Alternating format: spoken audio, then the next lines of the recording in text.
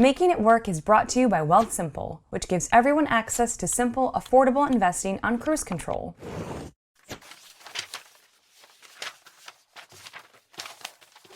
Here's the thing. I don't have a lot of money. I grew up with immigrant parents who were extremely frugal because they'd lived without a lot of money and remembered what that economic insecurity felt like. I remember talking to my dad in high school about the best way to invest, and his advice largely boiled down to stay away from the stock market unless you're really sure of what you're doing.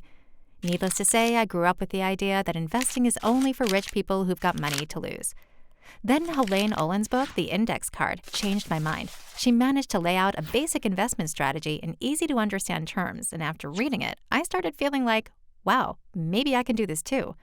When I first started out investing, I was making a grand total of $37,000 a year. It took some time, but I've now been investing in the stock market in a decidedly careful way for 2 years, and I'm now far savvier and slightly wealthier.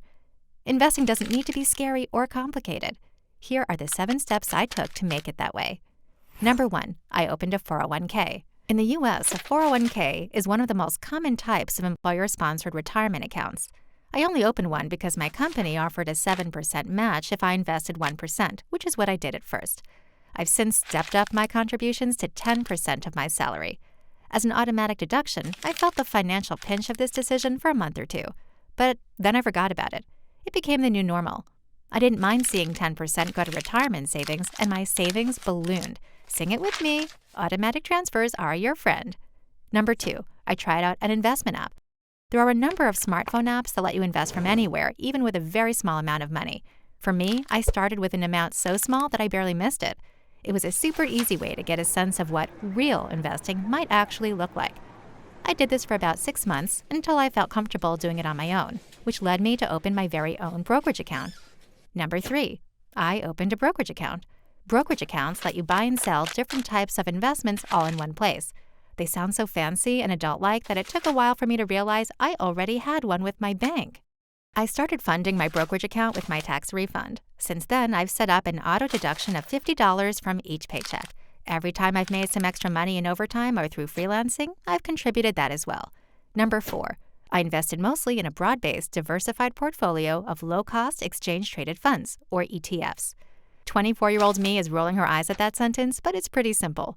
There are broad-based ETFs that track entire markets or indexes, like the S&P 500, as well as a diverse range of more specialized ETFs that focus on particular sectors like healthcare or technology.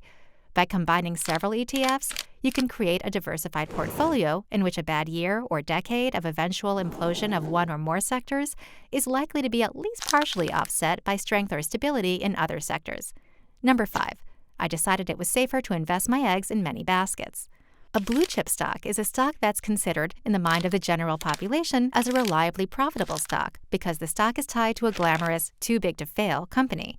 But the blue chip category is just that, an idea.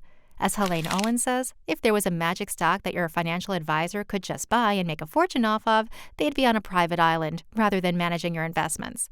This isn't to say that investing in blue chip stocks is always a bad idea or definitively guaranteed to bring you losses.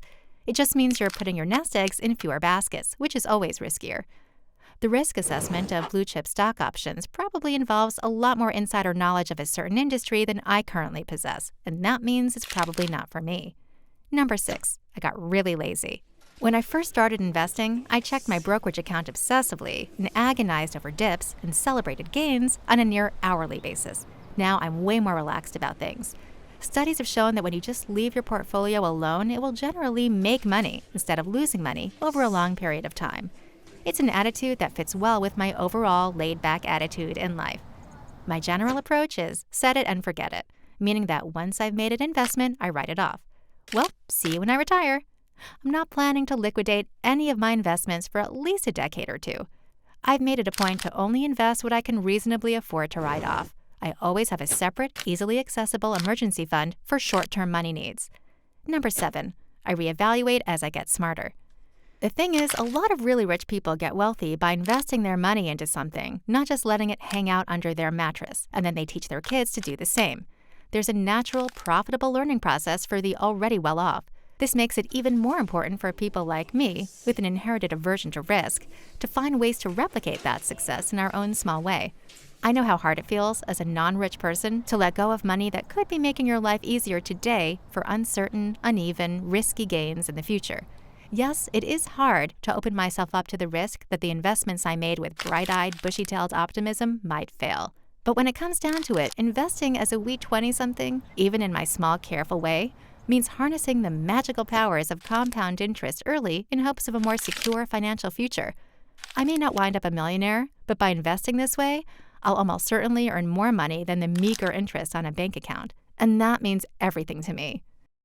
You don't have to put off planning for the future until you start earning more money. In fact, investing can have a lower barrier to entry than you might think. And with a company like Wealthsimple, you can start making your money work for you now, whatever that looks like for you. Wealthsimple is online investing that's as simple and human as it gets. In just 5 minutes, they'll build you a custom portfolio to fit your personal goals and timeline.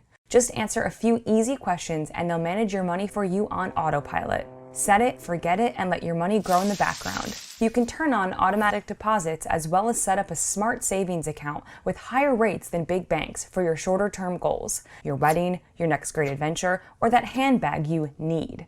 They also have a socially responsible portfolio that invests in green stocks and companies that support gender diversity. The fees are much lower than big banks, and TFD viewers get a $50 cash bonus for getting started. Check them out at wealthsimple.com/TFD or use the link in our description.